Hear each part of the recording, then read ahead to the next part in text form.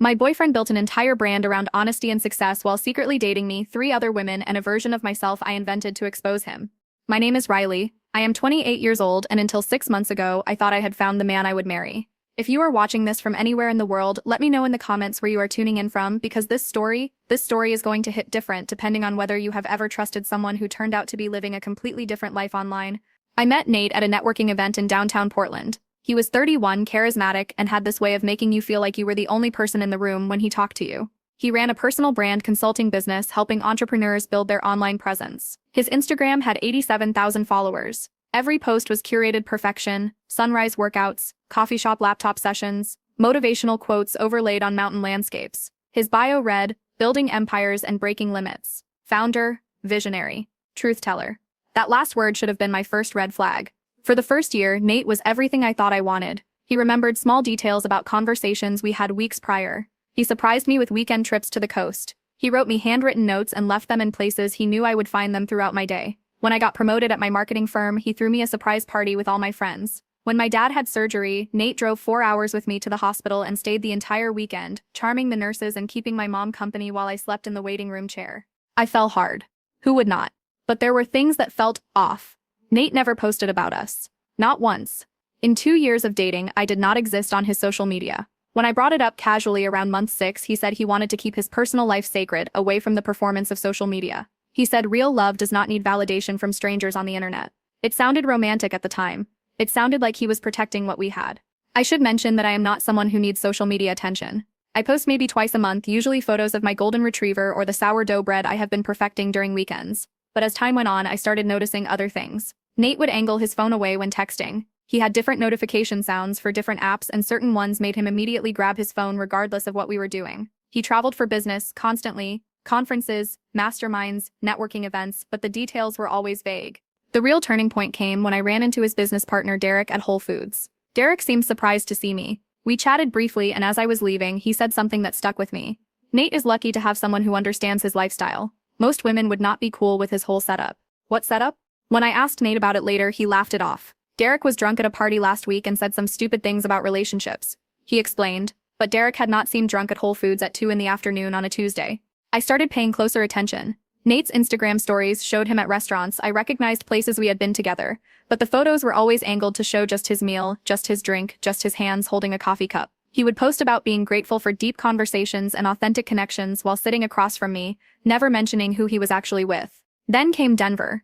Nate said he was flying to Denver for a 3-day mastermind with other entrepreneurs. He left on a Thursday morning, kissing me goodbye and promising to call me every night. That evening, my friend Harper sent me a screenshot from Instagram. A woman named Sophia had posted a story from Denver International Airport with the caption "Adventure time with this one" and an emoji. In the background, barely visible but definitely there, was Nate pulling luggage. My stomach dropped.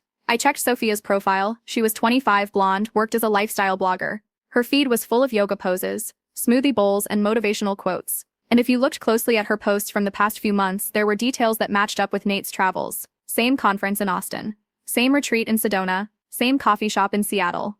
I did not confront him.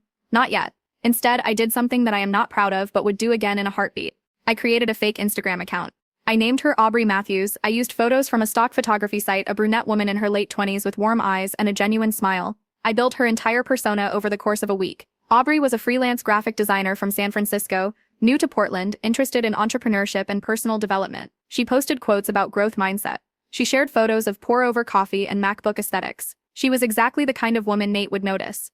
I followed about 200 accounts in the entrepreneur space, including Nate's. Within 4 hours, he followed Aubrey back. Within 6 hours, he had liked 8 of her photos. Within 24 hours, he slid into her direct messages with "Love your energy. Portland is lucky to have you. Would love to connect over coffee and talk shop." I felt physically sick reading that message. Here was my boyfriend of 2 years who claimed social media was just for business, actively pursuing a woman he thought was a stranger while I was supposedly working late at my office. As Aubrey, I played it cool. I thanked him for reaching out, asked about his work, complimented his content. The conversation escalated quickly. Within 3 days, Nate was sending Aubrey the same motivational quotes he had texted me when we first started dating. Within a week, he was asking for her number. Within 2 weeks, he was suggesting they meet in person. The messages were revealing more than just infidelity. Nate told Aubrey he had been single for over a year, that he was focusing on building his empire but was open to the right connection. He said he did not believe in traditional relationship structures, that he was looking for someone who understood that love should be free and expansive. He actually used the word expansive. Meanwhile, he was still coming home to me every night, still planning our upcoming anniversary dinner, still talking about our future. He had even started hinting about ring shopping, asking my opinion on diamond cuts when we passed by jewelry stores. If this resonates with you, if you have ever discovered that someone you trusted was living a double life, hit that like button, because what I did next changed everything. I scheduled the meeting between Aubrey and Nate for the exact same time as our anniversary dinner. Our reservation was at Canard, this upscale French restaurant in Southeast Portland, where you need to book weeks in advance. 7:30 on a Friday night. I told Nate I would meet him there because I had a client presentation running late. As Aubrey, I told him I would love to meet at the bar at Canard at 7:15 for a quick drink before her dinner plans with friends. The day arrived. Nate sent me flowers at work, peonies, my favorite, with a card that said 2 years down, forever to go. He texted me that he was excited for our special night. Then, an hour later, he messaged Aubrey saying he could not wait to finally meet her in person and that she should wear something that made her feel confident because confidence was the most attractive quality a woman could have. I arrived at Canard at 7:10, 5 minutes before Aubrey was supposed to meet him. I watched from across the street as Nate walked in, checked his phone, and positioned himself at the bar where he could see the entrance. He had gotten a fresh haircut. He was wearing the Tom Ford cologne I bought him for Christmas. He ordered a whiskey neat and kept adjusting his collar while checking his phone. At 7:20, I walked in. The look on his face when he saw me was something I will never forget. It went from anticipation to confusion to realization to panic in about 3 seconds. He stood up so fast he nearly knocked over his drink. "Riley, you are early." His voice was an octave higher than usual. I smiled and walked over slowly, taking my time. "Actually, I am right on time, but it seems like you are early. Who are you waiting for?" "No one. I wanted to have a drink before you got here, to calm my nerves. Anniversary nerves." I sat down next to him and ordered a glass of wine. The bartender, who had clearly sensed the tension, poured it quickly and moved to the other end of the bar. "So," I said, taking a sip, "tell me about Aubrey." The color drained from his face. "Who?" "Aubrey Matthews. Freelance graphic designer. New to Portland. You were supposed to meet her here in about..." I checked my phone, 5 minutes ago. Nate's mouth opened and closed like a fish gasping for air. Then, predictably, he tried to flip the script. "You catfished me. You set up a fake profile to trap me. That is psychotic, Riley. That is actually insane behavior." "What is insane?" I said, my voice steady despite my hands shaking, "is telling me you love me while simultaneously telling another woman you have been single for a year. What is insane is building your entire brand on authenticity and truth while living a complete lie." He tried to gaslight me, said it was just harmless flirting, that he never intended to actually meet anyone, that he was testing boundaries to better understand modern relationships for his business content. When that did not work, he shifted to anger, saying I had violated his privacy and broken his trust. When that did not work, he actually started crying, right there at the bar, saying he had a problem with validation and needed help. "How many others are there?" I asked. He swore Aubrey was the only one, but I already knew about Sophia in Denver, and when I mentioned her name, his whole facade crumbled. The truth came out in pieces. There was Sophia. Yes. Also someone named Jessica in Austin. Another woman named Priya, who he met at a conference in Seattle. Each woman thought she was dating a single entrepreneur who was too focused on his business for a serious relationship. Each woman got the same recycled motivational quotes, the same future-faking promises, the same carefully cropped photos that never quite showed who he was with. "But you are different," he said, grabbing my hand. "You are the only one I actually love. The others are just content. They are networking. They are..." I pulled my hand away and stood up. "I am done. We are done. Do not contact me again." I walked out of that restaurant with my head high, leaving him with the check for both our drinks and a reservation he would not be using. But Nate, being Nate, could not let it end there. The next morning, he posted on Instagram a black and white photo of a whiskey glass with the caption, "Sometimes the universe tests us with people who are not ready for our level of growth. Choose expansion over expectation." The comments flooded in from his followers. "King energy. Do not let anyone dim your light. Their loss. Bro." He started a whole series about overcoming toxic relationships and maintaining your truth in the face of manipulation. He actually used the word manipulation. He turned our breakup into content, spinning himself as the victim of a controlling girlfriend who could not handle his success. But I had receipts, screenshots of every conversation between him and Aubrey, the messages where he claimed to be single, the photos Sophia had posted, the overlapping timelines of all his relationships. I thought about posting them. I thought about tagging him and all 87,000 of his followers. But I realized something. Nate's entire identity was built on his online image. Without it, he was nothing. And that image was already built on such a fragile foundation of lies that it would eventually collapse on its own. Instead, I did something better. I reached out to Sophia, and Jessica, and Priya. I found them through careful searching, cross-referencing the locations and dates Nate had traveled. Every single one of them had a similar story. Every single one had been told they were special while being kept a secret. We created a group chat. We called ourselves the Truth Tellers, which felt fitting given Nate's bio. We compared notes, shared screenshots, and pieced together the full picture of Nate's deception. Turns out his successful business was barely breaking even. The luxury trips were all write-offs he could not actually afford. His apartment, which he claimed to own, was actually a rental split with Derek, who was sick of covering Nate's portion when client payments were late.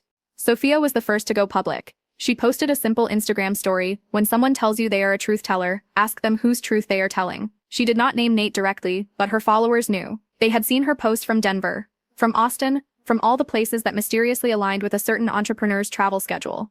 Jessica went next with a thoughtful post about the importance of transparency in relationships and business. Again, no names, but the timing was deliberate. Prettia wrote a blog post about recognizing narcissistic patterns in the entrepreneurship space. It went viral in our local business community. Everyone knew exactly who she was talking about without her having to say a word. And me? I stayed quiet publicly. But privately I made sure the right people knew the truth. His potential investors, who suddenly became much less interested in his pitch deck. The conference organizers, who quietly removed him from upcoming speaker lists. The networking groups that stopped inviting him to events. Subscribe if you believe that karma has a way of catching up with people who build their success on deception. Within 3 months, Nate's follower count had dropped by half. His engagement rates plummeted. Brands stopped working with him. His business coaching clients fired him one by one as they realized the successful entrepreneur they were paying for advice could not even pay his own rent on time. The last I heard from Derek, Nate had moved back to his parents' house in Ohio. He deleted his Instagram account and started over with a new username and less than 1,000 followers. His bio now reads, "Starting fresh, learning and growing." But the best part, about a month ago I got a message from a woman named Claire. She had matched with Nate on a dating app. He had told her he was a successful consultant visiting Portland for business. She Googled him, found nothing official but discovered an old tagged photo that led her to my profile. She wanted to know if I knew him. I told her everything. I sent her the screenshots. I connected her with the Truth Tellers group chat. She unmatched with him immediately and thanked me for saving her from wasting her time. That is the thing about building your life on lies. Eventually, the truth creates its own network, and that network is stronger than any personal brand built on deception. As for me, I am thriving. I got another promotion at work. I adopted a second golden retriever. I started dating someone who posts photos of us together without me ever having to ask. Someone whose online presence matches exactly who they are in real life. Someone who understands that real authenticity is not a brand. It is a way of being. To everyone who watched this until the end, thank you.